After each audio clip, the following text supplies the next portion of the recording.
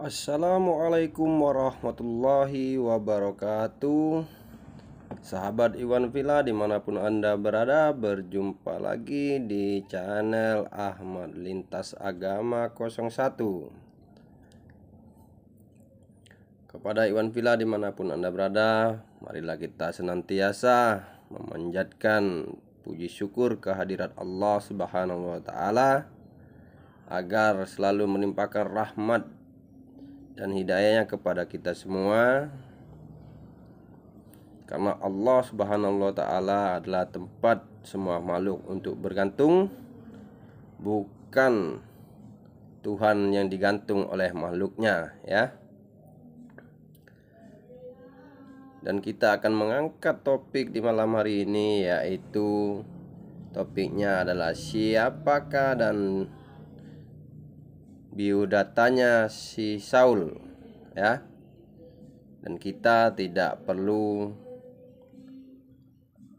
berondal asumsi, tapi kita akan menggunakan ayat-ayat atau yang tertulis di dalam buku Biblos, ya kan. Dan Iwan Villa dimanapun Anda berada, jangan lupa di share, di like ya, dan di subscribe, karena subscribe itu adalah sesuatu yang gratis. Karena secara tidak langsung Iwan Villa jika mensubscribe channel ini, maka Iwan Villa telah ikut melakukan dakwah ini untuk melindungi saudara-saudara kita dari, khususnya dari pemurtatan, ya, dari kaum-kaum kufar. Dan tidak perlu berlama-lama lagi, marilah kita langsung kepada topiknya, yaitu biodata Saulus, atau yang terkenal menjadi penjahat di zamannya Yesus. Dan bagaimana atau seperti apa biodatanya Saulus ini, kita akan menggunakan data dan fakta, ya, dan menggunakan ayat-ayat yang ada tertulis di dalam buku Biblos. Yang pertama, marilah kita selidiki, dan kita tidak perlu untuk mentafsirkan, tapi kita sedang belajar membaca bahasa Indonesia yang baik dan benar dengan apa yang tertulis di dalam buku Biblos. Yang pertama, namanya adalah Saulus menurut Galatia 5 ayat 2 dan Kisah Para Rasul 13 ayat 9. Dan buat sahabat-sahabat Kristen dimanapun Anda berada, jika ada kesalahan saya menyebutkan ayat, silakan dikoreksi. Tapi bukan tujuan untuk memfitnah, tapi ini adalah fakta dan data. Jadi buat sahabat-sahabat Kristen dimanapun Anda berada, silakan jika Anda ingin mengkomentari pernyataan saya ini nantinya. Yang pertama adalah namanya Saulus menurut Galatia 5 ayat 2 dan Kisah Para Rasul 13 ayat 9. Di manakah tinggalnya si Saulus ini yang menjadi penjahat di zamannya Yesus? Menurut buku Biblos, Saulus tinggal di Tarsus atau di Kilikia. Itu menurut Kisah Para Rasul 22 ayat 3. Ya. Dan seperti apa pekerjaannya Saulus? Ya, Saulus ini mempunyai pekerjaan yaitu sebagai tunakarya. Itu bisa dilihat di dalam buku Biblos, di dalam Roma 15 ayat 23.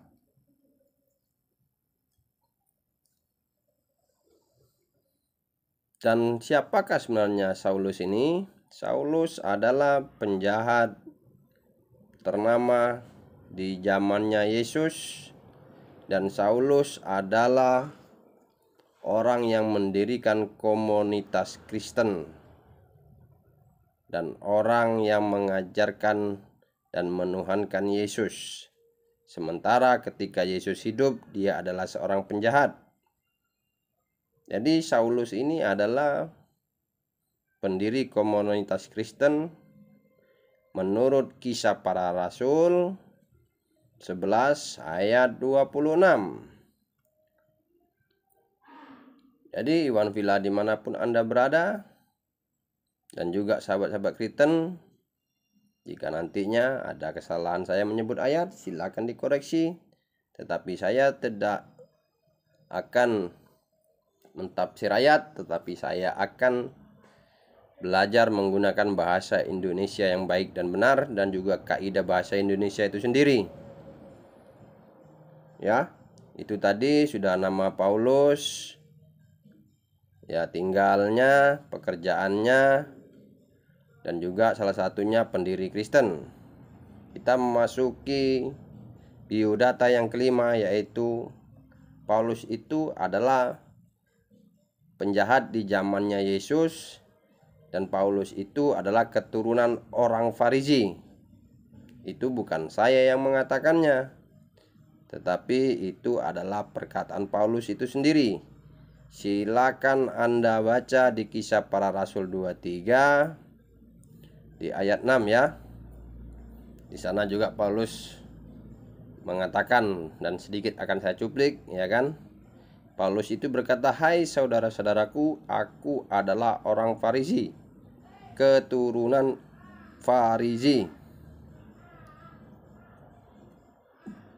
Dan Paulus juga yang menjadi penjahat di zaman hidupnya Yesus. Paulus juga terkenal sebagai seorang penjahat dan pendusta menurut Paulus sendiri, bukan saya. Jadi Paulus mengatakan di dalam buku Biblos, dan dia juga mengatakan siapa dirinya, yaitu Paulus adalah pendusta. Menurut 2 Korintus 12 ayat 16. Di sana dikatakan, dia mengatakan, "Aku telah menjerat kamu dengan tipu daya." Ya. Kalau menurut kaidah bahasa Indonesia, silakan Anda artikan sendiri. Ketika saya mengatakan kepada Anda, "Kamu telah saya jerat dengan tipu daya." Nah, itu maksud kaidah bahasa Indonesianya seperti apa ya Iwan Villa? Silakan Anda nilai sendiri. Saya tidak mentafsirkan, tapi saya hanya membacakan agar kita bisa belajar bahasa Indonesia yang baik dan benar. Ya, kita memasuki biodata Paulus yang ke-7, yaitu jabatannya Paulus menurut Saul sendiri. Ya, jabatan Saul yang mengaku rasul buat bangsa, bukan Yahudi ya. Karena Saulus mengaku itu menjadi rasul buat bangsa, bukan Yahudi. Itu bisa kita lihat di dalam Roma 11 ayat 13, Efesus 3 ayat 8, 1 Timotius 2 ayat 7, dan juga di dalam Galatia 2 ayat 7. Silakan Anda buka dan Anda periksa. Jika ada statement saya yang salah, silakan Anda koreksi. Tetapi saya hanya menunjukkan ayat-ayat sesuai dengan pernyataan Saul itu sendiri. Karena dia mengaku mempunyai jabatan sebagai rasul buat bangsa, bukan buat Yahudi ya. Dan itu salah satunya ada di Roma 11 ayat 13, Efesus 3 ayat 8, 1 Timotius 2 ayat 7, dan Galatia 2 ayat 7.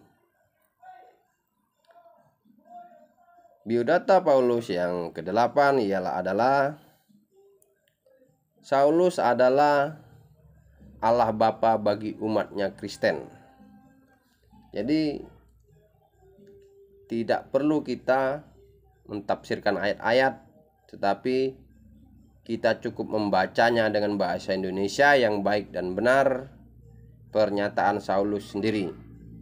Karena Saulus mengatakan Allah Bapa bagi umat Kristen itu ya, maksudnya ya satu-satunya Bapa itu Paulus lah, begitulah kira-kira mungkin ya menurut kaidah bahasa Indonesianya. Itu bisa dilihat di dalam 1 Korintus 4 ayat 15. Silakan Iwan Pila buka sendiri dan juga sahabat-sahabat Kristen sebagai pengikutnya Saul, silakan Anda cek. Karena saya hanya membacakan untuk mengenalkan biodatanya penjahat di zamannya Yesus yang bernama Saul. Ya. Menurut buku Biblos, Saul itu disunat hari ke-8. Saul ya. Saul itu disunat hari ke-8. Itu bisa teman-teman buka di Filipi 3 ayat 5 ya. Bahwa Yesus itu disunat. Maaf, bukan Yesus, tapi penjahat Saul di zamannya Yesus. Karena itu adalah fakta bahwa Saul itu adalah penjahat di zamannya Yesus, pemburu pengikutnya Yesus, dan orang yang sangat benci terhadap pengikut-pengikut Yesus dan juga ingin membunuh Yesus pada masa hidup itu. Jadi Paulus itu biodatanya disunat menurut Filipi 3 ayat 5. Dan juga Saulus itu dikabarkan berasal dari Yahudi, dari Tarsus, menurut Kisah Para Rasul 21 ayat 39 dan Kolose 22 ayat 3 ya. Insya Allah tidak salah. Kalau salah silakan dikoreksi. Bisa ditanggapi video saya ini oleh sahabat-sahabat Kristen siapapun dan dimanapun. Dan Saulus ini juga terkenal atau terdapati biodatanya sebagai keturunan orang Israel. Itu bisa dilihat kalau tidak salah di Roma 11 ayat 1 ya.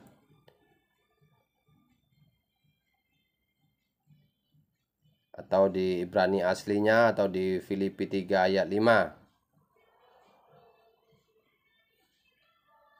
Jadi Saulus ini juga dikatakan adalah keturunan orang Israel.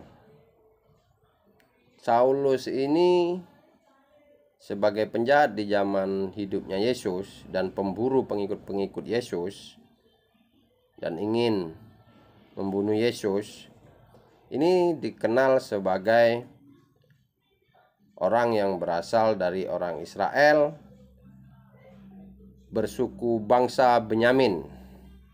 Jadi Saulus penjahat di zaman Yesus ini adalah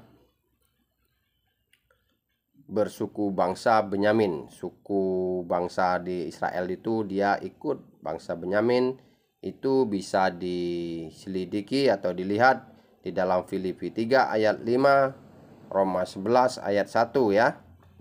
Jadi dia ini dari suku Benyamin menurut catatan buku Biblos, bukan menurut saya.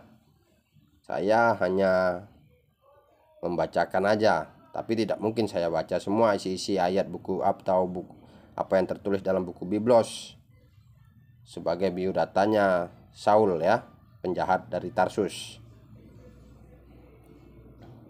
Jadi bersuku bangsa Benyamin, berkewarganegaraan Romawi. Jadi Saulus ini berkewarganegaraan Romawi. Itu bisa dilihat di Kisah Para Rasul 22 ayat 25 sampai 29. Ya, itu bukan menurut saya. Menurut buku Biblos. Saulus juga mempunyai seorang guru. Saulus ini dididik oleh Gamaliel. Ya. Jadi mempunyai seorang guru. Menurut buku Biblos, bukan menurut saya. Dan pendidiknya Saulus ini adalah Gamaliel. Itu bisa dicek dan bisa dilihat di Kisah Para Rasul 22 ayat 3. Dan Saulus ini juga mengklaim dirinya adalah salah satu, atau dia mengaku bahwa dirinya itu mengikuti ajaran Yahudi yang tidak bercacat. Itu bukan menurut saya, itu juga bukan menurut Yesus, tapi menurut Saul itu sendiri. Menurut Saul, sebagai seorang penjahat yang memburu pengikut-pengikutnya Yesus dan juga ingin membunuh Yesus. Nah, pengakuannya itu setelah Yesus tidak ada di dunia. Jadi Saulus ini mengaku adalah pengikut ajaran Yahudi yang tidak bercacat. Menurut Saulus, itu bisa dilihat di dalam Filipi 3 ayat 6, Kisah Para Rasul 24 ayat 14. Itu juga bukan kata saya, tapi itu kata buku Biblos. Dan Saulus ini yang terkenal sebagai penjahat dari Tarsus, pemburu pengikutnya Yesus. Dia berstatus bujang lapuk ya, kalau apa ya bilangnya ya, kalau bahasa Indonesia itu ya. Gitulah pokoknya bujang tua, bujang lapuk lah ya kan. Kalau bujang tua itu ya kan. Jadi Yesus itu tidak beristri. Bukan Yesus, sorry. Jadi penjahat dari Tarsus yang bernama Saulus itu adalah tidak beristri, bujang lapuk atau bujang tua ya. Yang jelas tidak beristri dia. Itu bisa kalian cek buat sahabat-sahabat Kristen, itu tertulis di dalam Korintus 7 ayat 8 kalau tidak salah. Itu bukan saya yang mengatakannya, tapi itu yang tertulis di dalam buku Biblos. Saulus juga mempunyai pendirian atau apa ya, prinsip-prinsip atau pendirian. Jadi pendirian penjahat dari Tarsus Saulus ini adalah pendiriannya orang Farisi. Dia mempunyai pendirian orang Farisi. Itu bisa dilihat di dalam Filipi 3 ayat 5. Sekalian juga kegiatan-kegiatannya sebagai seorang penjahat dari Tarsus, penjahat yang menginginkan atau yang mengejar-ngejar pengikutnya Yesus. Dan dia juga adalah penganiaya ya, terkenal sebagai penganiaya pengikutnya jalan Tuhan sampai mati. Jadi Saulus dari Tarsus ini yang mempunyai pendirian orang Farisi ini adalah seorang penganiaya pengikut jalan Tuhan sampai mati, ganas tanpa batas dan penghujat. Jadi Saul ini adalah seorang penjahat yang terkenal dari Tarsus yang mempunyai pendirian orang Farisi. Kegiatannya adalah penganiaya pengikut jalan Tuhan sampai mati, ganas tanpa batas dan penghujat. Itu bisa sahabat-sahabat Kristen lihat dan dicek di dalam Filipi 3 ayat 6, Kolose 8 ayat 1 sampai 3, Kolose 22 ayat 4 sampai 5, Kolose 26 ayat 10 sampai 11, Galatia 1 ayat 13, Timotius 1 ayat 13, Korintus 15 ayat 8 sampai 9, Kisah Para Rasul 9 1 sampai 2. Ciri khas ya, kita buka juga. Seperti apakah ciri khas penjahat dari Tarsus yang bernama Saul sebagai seorang penganiaya jalan Tuhan ini? Ya, ciri khasnya ya kalau menurut menurut bahasa kerennya itu apa ya kalau di Indonesia ya? Bahasa kerennya itu bersifat bunglon lah, bunglon. Sana sini ya, kalau ada angin ke timur ya ke timur, ada angin ke barat ya ke barat gitu. Bahasanya orang-orang kita ya bunglon lah gitu ya. Itu bisa dibaca di dalam Korintus 9 ayat 20 sampai 22, Kisah Para Rasul 23 ayat 6, Dan silakan Anda cek sendiri dan Anda baca dengan kaidah bahasa Indonesia yang baik dan benar, agar sahabat-sahabat Kristen mengenali biodatanya penjahat dari Tarsus yang bernama Saul, penganiaya jalan Tuhan sampai mati, ganas tanpa batas, dan penghujat. Jadi Saulus ini juga mempunyai sedikit kelainan. Jadi Saulus ini punya kelainan. Itu bisa dicek di buku Biblos. Silakan Anda buka di Roma 7 ayat 15 sampai 26. Dan Saulus ini juga semakin lengkap perilakunya, karena Saulus ini juga mempunyai sifat apa ya, kalau bahasa Indonesianya itu apa,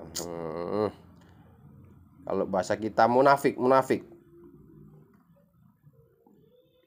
Jadi apa yang dia katakan itu belum tentu dia sendiri melakukannya ya. Dia mengaku warnanya hijau tapi sebenarnya dia warnanya merah gitu. Munafik ya. Itu bisa dicek di Kisah Para Rasul 21 ayat 20 sampai 26, Filipi 3 ayat 8 sampai 9, Galatia 5 ayat 18, Roma 6 ayat 14, Roma 7, Roma 6, Roma 7 ayat 6, 1 Korintus 15 ayat 55 sampai 56. Jadi itu adalah termasuk biodatanya penjahat dari Tarsus yang bernama Saulus, penganiaya pengikut jalan Tuhan di zamannya Yesus. Dan Saulus ini juga terkenal sebagai apa ya, yang suka memberitakan jalan Tuhan tapi dengan apa, dusta ya, bapak segala dusta lah, anggaplah aja gitu ya. Tapi bukan itu yang tertulis, tapi ya dusta lah pokoknya, memberitakan kebenaran Tuhan itu dengan dusta. Itu dusta atau tipu daya lah, gitulah istilahnya bahasa kita ya. Itu bisa dicek di dalam Roma 3 ayat 5 sampai 7. Dan dia juga suka memberikan atau memberi kabar, memberitakan Yesus walau dengan kabar palsu. Jadi Saulus penjahat dari Tarsus ini punya juga kehobian memberitakan kebenaran Allah dengan dusta, dan juga bergembira dia memberitakan Yesus itu walaupun dengan kabar palsu ya. Ya, itu bisa dicek di dalam Filipi 1 ayat 18. Dan dia punya pengalaman menurut Saulus sendiri ya, dan menurut yang tercatat di dalam buku Biblos, dia ini pernah mengalami berbicara dengan Tuhan.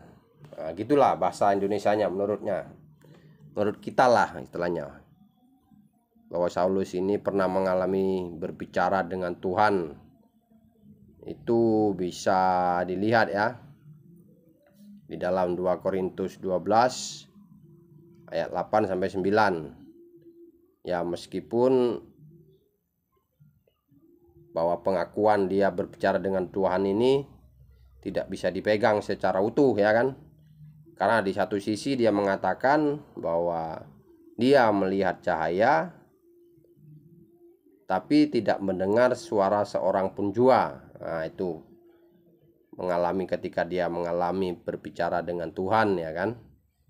Tapi di satu sisi dia juga mengatakan Dia mendengar suara tapi tidak melihat cahaya. Ya silakan Anda nilai sendirilah. Menurut kaidah bahasa Indonesia yang baik dan benar, yang namanya melihat dengan tidak melihat itu sama atau tidak? Ya itu bukan pernyataan saya, tapi itu adalah pernyataan buku Biblos, bahwa dia pernah mengalami berbicara dengan Tuhan di dalam 2 Korintus 12 ayat 8-9. Bagaimana nasibnya penjahat dari Tarsus yang bernama Saulus, yang suka menganiaya manusia yang ada di jalan Tuhan sampai mati? Itu juga bisa kita selidiki. Jadi akhir hayat hidupnya Saulus ini, yang terkenal sebagai penjahat dari Tarsus yang suka menganiaya orang-orang yang ada di jalan Tuhan di zamannya Yesus, bahwa dia itu di akhir hayatnya mulutnya ditampar atas perintah imam besar. Jadi dia ini pernah mengalami mulutnya ditampar atas perintah imam besar, ya imam besar itu ya orang-orang Yahudi yang jelas, ya kan. Itu bisa dibaca atau dilihat di Kisah Para Rasul 23 ayat 20. Di Kisah Para Rasul 23 ayat 2 ya. Dan bagaimana tragisnya nasibnya penjahat dari Tarsus yang bernama Saulus, yang suka menganiaya orang-orang yang ada di jalan Tuhan itu, ya kan. Di akhir ayat hidupnya Saulus ini, dia dijatuhi hukuman pancung, ya. Dijatuhi hukuman pancung oleh penguasa Romawi.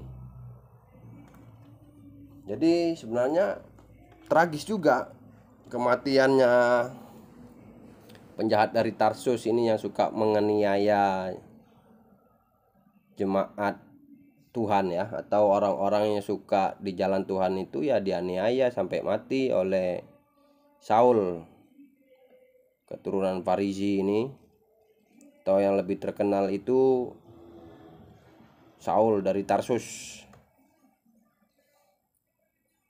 Jadi di akhir-akhir hidupnya itu dia dihukum pancung oleh penguasa Romawi pada saat itu, atau yang disebut martir mirror, ya, martir mirror. Jadi begitulah biodatanya Saulus, penjahat dari Tarsus yang suka menganiaya pengikut-pengikut Yesus, yang juga berkeinginan membunuh Yesus, tapi tidak sempat bertemu dengan Yesus. Justru ketika Yesus sudah tidak ada, ia mengalami bahwa dia berbicara dengan Tuhan, katanya. Itu pun menurut dia. Tetapi jangan lupa, di dalam buku Biblos dikatakan bahwa setiap orang yang suka menyembur-nyemburkan kedustaan dan kebohongan, maka matinya akan tragis. Maka kematian itu yang akan menjadikan orang yang suka menyembur-nyemburkan kebohongan, ya. Jadi tragis juga kematiannya Saul ini. Di akhir hayat hidupnya mulutnya ditampar atas perintah imam besar.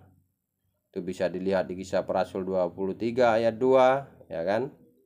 Dijatuhi hukuman pancung oleh penguasa Romawi atau oleh martir mirror. Jadi dia lebih sadis. Jadi inilah terkadang sahabat-sahabat Kristen ini suka memfitnah baginda Rasulullah Muhammad SAW, ya. Tapi lupa berkaca seperti apakah kematian orang-orang yang menulis buku Biblos, yang mencatat buku Biblos ini. Bahkan termasuk yang mengaku rasul itu sendiri, yaitu penjahat dari Tarsus ini. Betapa ngerinya kematiannya. ya kan? Tapi mereka sendiri suka memfitnah bahwa baginda Rasulullah Muhammad Shallallahu Alaihi Wasallam itu katanya mati diracun. Tapi karena kebencian dan tidak mau membuka cakrawala kehidupannya, sehingga kebencian itu menutupi suatu kebenaran yang disampaikan oleh setiap orang kepada mereka. Orang-orang kafir, orang-orang yang suka menutup diri dari suatu kebenaran. Jadi ketika akal waras manusia itu tidak dipergunakan, yang ada hanya kebencian, maka cakrawala kehidupannya pun tertutup. Ngomong ngalor ngidul tapi tidak suka berkaca, tidak pernah mau belajar sejarah, bagaimana kematiannya para orang-orang penulis buku Biblos, termasuk si Saul, Markus, Lukas, dan juga Matius. Itu seperti apa kematiannya, ya kan? Jadi Saulus ini mati secara mengenaskan, dihukum pancung, ya. Ya silakan ditanggapi oleh sahabat-sahabat Kristen jika pernyataan saya ini adalah hanya sekedar dongeng atau fitnah. Dan semoga ini juga bermanfaat bagi kita semua, agar kita bisa semakin mengetahui jika ada orang-orang kafir yang suka memfitnah baginda Rasulullah Muhammad Shallallahu Alaihi Wasallam, kita bisa menjawabnya. Jadi semoga ini bermanfaat, dan jangan lupa sekali lagi di share, di like, dan di subscribe, ya. Dan akhirul kalam, wabillahi taufiq wal hidayah. Wassalamualaikum warahmatullahi wabarakatuh.